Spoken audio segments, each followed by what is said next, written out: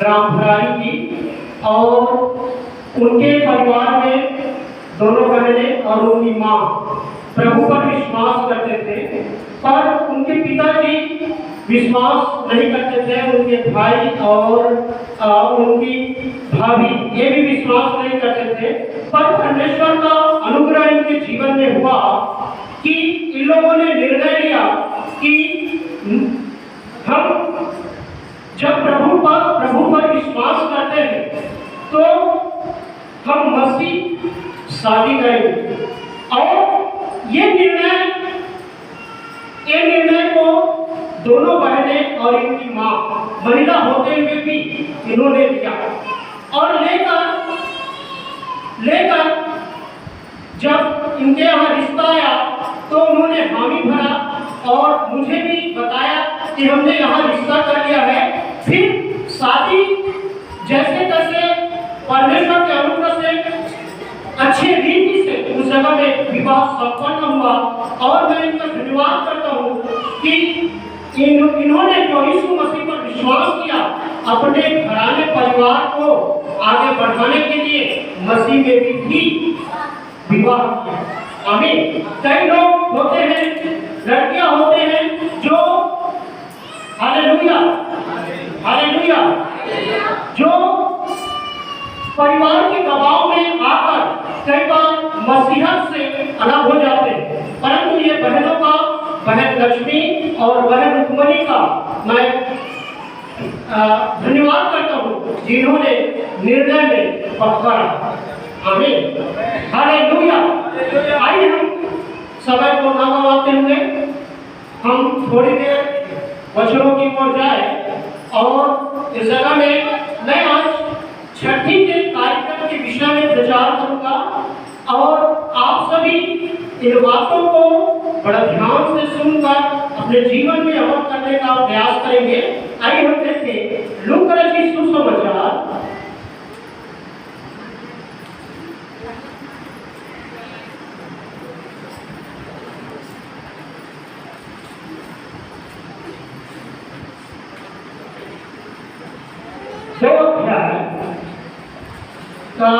दो अध्याय का 21 पद।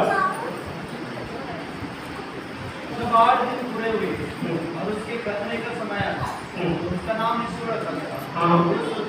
उसके पेट में खाने से काटेगा। Hallelujah hallelujah. परमेश्वर का वचन बताता है जब 8 दिन पूरे हुए और भाई लक्ष्मी और विजय भाई का तो बेटे का 1 साल हो गया है, पर पवित्र शास्त्र बाकी क्या बताता है, जब 8 दिन हुआ और ये व्यवस्था, ये बातें हर जाति, हर धर्म और हर संप्रदाय में ये बातें चल रही है। आज बच्चे का जन्म जो ही होता है उसके 8 दिन में बच्चे का क्या होता है, डेडिकेशन और छठी होता है। केवल मसीह में होता है क्या? हम लोग जहां से आए वहां भी होता है, और हर जाति, हर धर्म में 8 दिन के बाद छठी का कार्यक्रम किया जाता है। Hallelujah hallelujah. हम देखते हैं ये व्यवस्था कोई व्यक्ति ने नहीं दिया, परंतु ये परमेश्वर ने दिया है। और यही कारण है कि ये व्यवस्था पूरे दुनिया पर लागू हो गया, क्योंकि परमेश्वर का वचन बताता है बिना व्यवस्था पूरे किए बिना वचन एकमात्र बिंदु नहीं हटे। हालेलुया। तो आइए हम देखें थोड़ी देर में 8 दिन के विषय में जाने कि व्यवस्था में परमेश्वर ने ऐसा क्यों ठहराया कि 8 ही दिन में छठी उठाया जाता है। ये पवित्र शास्त्र बाइबल मुझे और आपको बताता है। और हम देखेंगे लेवी व्यवस्था की किताब 12 अध्याय, लेवी व्यवस्था की किताब 12 अध्याय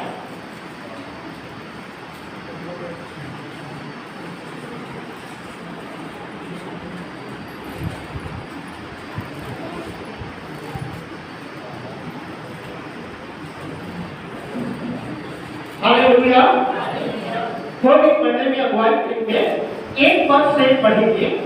फिर यहोवा ने मूसा से कहा, हाँ। इस्राएलियों से कहा, हाँ। जो स्त्री गर्भवती होकर लड़के को जन्म देती है, हाँ। तो वह 7 दिन तक अशुद्ध रहेगी। हाँ। इस प्रकार कहा, ऋतुमती होकर हाँ। अशुद्ध रहती है, और 8वें दिन लड़के का खातना किया जाए। हाँ। फिर वह स्त्री अपने शुद्ध करने वाले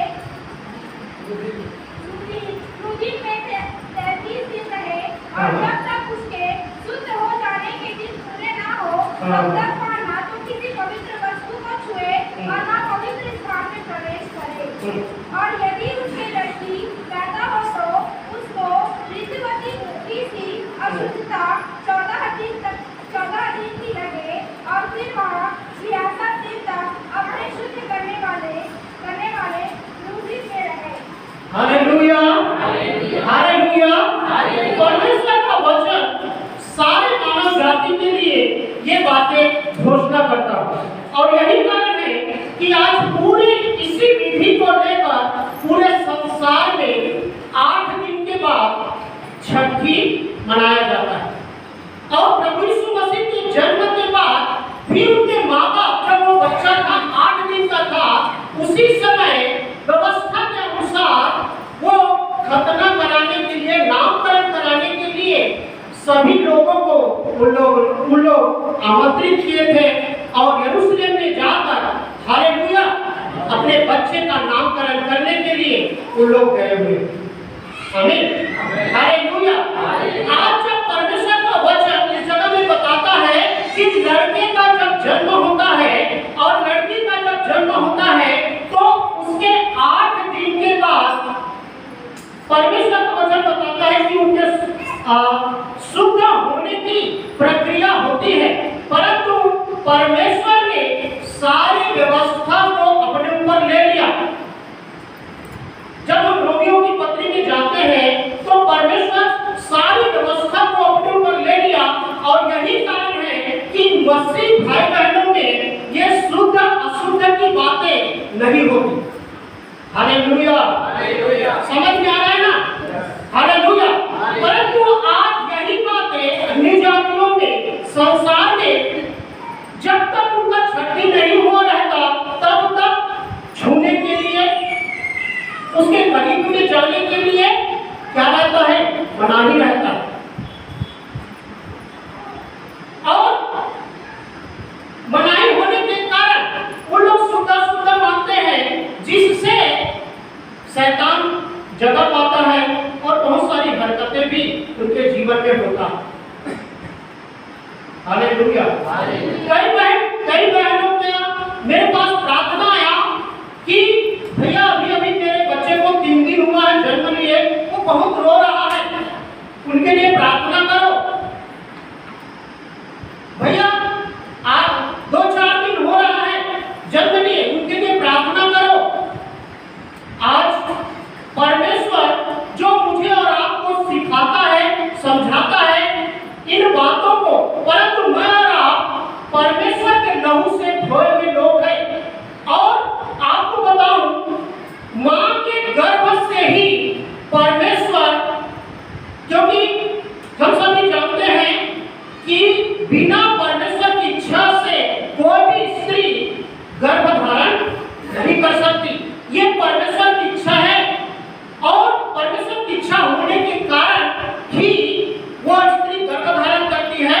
जब हम भजन संहिता 39 में जाते हैं तो वहां परमेश्वर के प्रिय दास दाऊद पवित्र आत्मा की अगुवाई में लिखता है कि बच्चे का हड्डी, मांस, हर चीजों को कौन देता है? बढ़ते हुए परमपिता परमेश्वर। हालेलुया। और मैं विश्वास करता हूँ जितने भी विश्वासी भाई हो या बहन, जब स्त्री गर्भ धारण करती है उसी समय से ही वो अपने बच्चे के लिए, चाहे वो लड़का हो या लड़की हो, हालेलुया, उनके लिए वे प्रार्थना करने के लिए प्रार्थना आरंभ कर देते होंगे। हालेलुया। प्रार्थना आरंभ कर देते होंगे कि मेरे पेट में जो बच्चा पड़ रहा है प्रभु, उन्हें मेरे हाथों में सौंपता हूँ। जब तक ये मैं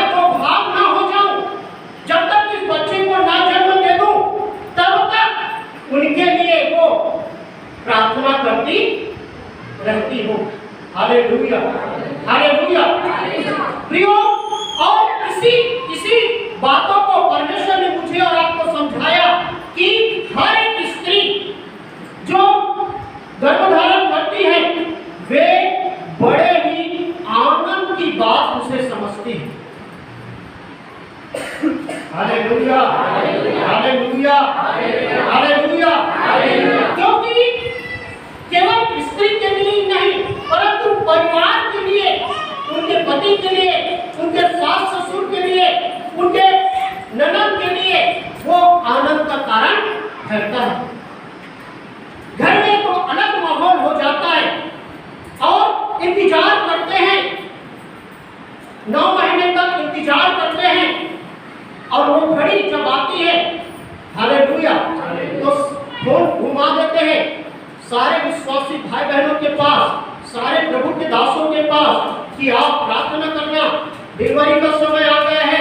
कोई हॉस्पिटल में ले जाते हैं, कोई नॉर्मल होते हैं, कई प्रकार की बातें होती हैं। हालेलुया। और उन परिस्थितियों में बहुत ही जो परमेश्वर ने श्राप दिया स्त्री को, हालेलुया, कि तुम पीड़ित होकर बच्चे को क्या देगी? जन्म देगी।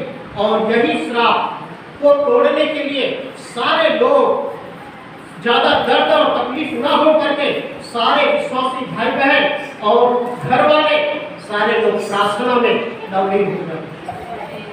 Hallelujah, hallelujah. और प्रियो, इसीलिए परमेश्वर प्रभु यीशु मसीह का भी जन्म हुआ और जन्म होने के बाद 8 दिन के बाद उनके माँ बाप उनके नामकरण करने के लिए सारे लोगों को आमंत्रित किए। आमीन। जैसे आज विजय भाई और लक्ष्मी बहन, दरअसल में मेरा भी नाम विजय है, इसलिए थोड़ा लेने के लिए मैं हिचकता हूँ। बोलो प्रभु यीशु मसीह की हालेलुया। और मेरा समझो पहला जवान बापू का भी नाम विजय है। हालेलुया। इसीलिए थोड़ा दिक्कत जाए। विजय भाई और लक्ष्मी बहन को भी परमेश्वर ने ऐसा ही अनुग्रह किया और इसीलिए परमेश्वर ने कहा भजन संहिता 127 का 3,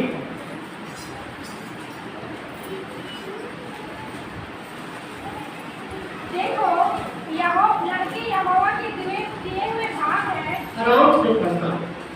देखो लड़के यहोवा के दिए हुए भाग है, गर्व का फल उसकी ओर से प्रतिफल है। आमीन, आमीन। देखो लड़के यहोवा के दिए हुए भाग है, गर्व का फल उसकी ओर से क्या है? प्रतिफल। आमीन। आज विजय भाई और लक्ष्मी बहन को जो उन्होंने नाम रख लिया है जेम्स करके, तो वो बेटे को उन्होंने जब जन्म दिया तो इनके घर के लिए बहुत ही आनंद का कारण है। परंतु प्रियो, जान लीजिए ये कोई मनुष्य की ओर से नहीं है, परंतु इसको देने वाला, इनके हड्डी को बढ़ाने वाला, इनको गर्भ में रचने वाला स्वयं परमपिता परमेश्वर है। हालेलुया, परमपिता परमेश्वर है। और इसीलिए इस जगह में परमेश्वर के दास ने अपने जीवन के विषय में सोचा। जब तक उन्होंने पाया और पवित्र आत्मा की अगुवाई में उन्हें बताया कि देखो लड़के यहोवा के दिए हुए एक भाग है। सबसे पहले आदम को जब बनाया तो उनके नथनों में जीवन का क्या किया? सांस फूंका। हालेलुया। और वो जीवित प्राणी बन गया करके लिखा है। पर एक अद्भुत घटना, जब गर्भवती होती है तो कोई स्त्री या पुरुष को मालूम नहीं, परंतु अंदर ही अंदर यहोवा का कार्य चलते रहता है और वो अपने भावों को जो आदम के साथ उन्होंने किया वो बच्चे के जीवन में भी वो करता है। हालेलुया। और इसीलिए इस जगह में लिखा, देखो लड़के यहोवा के दिए हुए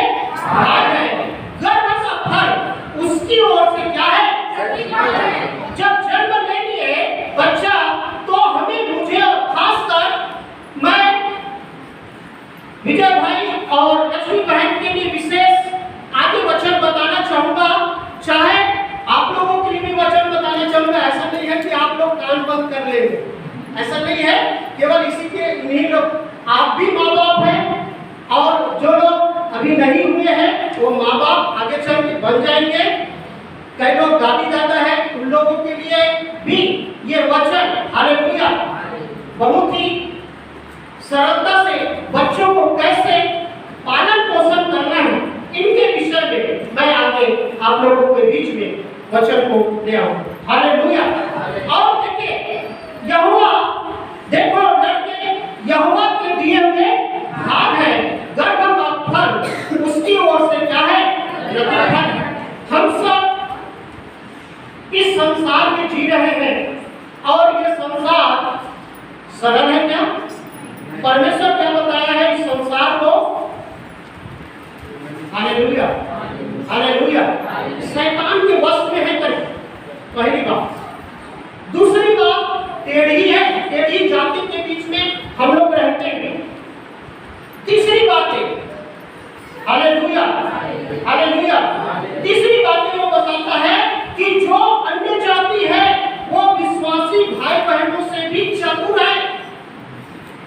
कब वो धोखा देकर आप लोग को सत्य मार्ग में चल रहे हैं। हालेलुया जो प्रभु ने बताया सत्य मार्ग और जीवन मैं हूं, उनके आधार पर चल रहे हैं। परंतु हमसे भी ज्यादा चतुर सांसारिक लोग पाए जाते हैं और हम लोग भी जब सांसारिक थे तो हम लोग भी बहुत चतुर थे।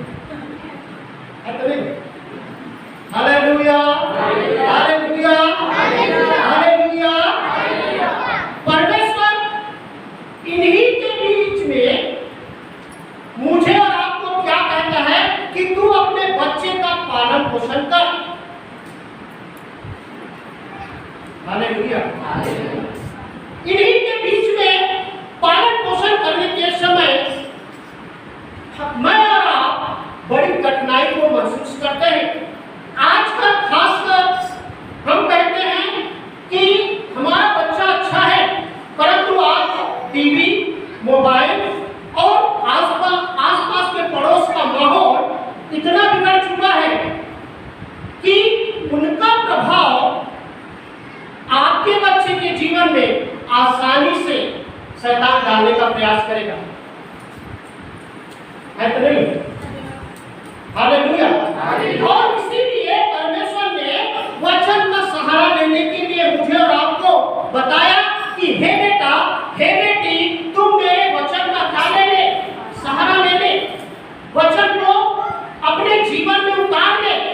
पहले माँ बाप को जानना है कि जो जिम्मेदारी, क्योंकि हम सभी जानते हैं कि ये बच्चे परमेश्वर के दिए हुए भाग है, इसलिए मैं और आप उसको सांसारिक जीवन के छोड़ हम लोग आत्मिक जीवन में बढ़ना, आगे बढ़ाना उसको पसंद करेंगे, है तो नहीं? हालेलुया हालेलुया कि आप लोग उसको मसीह होने के बाद सांसारिक जीवन में छोड़ देना पसंद करेंगे, आगे नहीं? हालेलुया पर आज जब लड़कों को मैं और आप समझ लिए, जान लिए कि ये यहोवा के दिए हुए भाग है, तो इसलिए सबसे पहले मुझे और आपको बहुत ही सावधानी पूर्वक अपने बच्चे का पालन पोषण करना बहुत जरूरी है। इसीलिए यशायाह नबी ने मुझे और आपको एक वचन देकर खड़ा किया। यशायाह नबी 66 अध्याय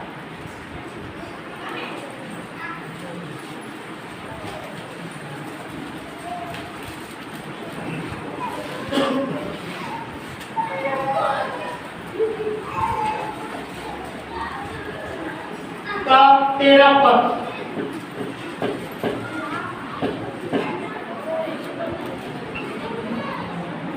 यशायाह नबी 66 अध्याय का 13 पद। जिस प्रकार हाँ। माता अपने पुत्र को शांति देती है, हाँ। वैसे भी मैं भी तुम्हें शांति दूंगा, हाँ। तुमको यरूशलेम भी में शांति मिलेगी। 14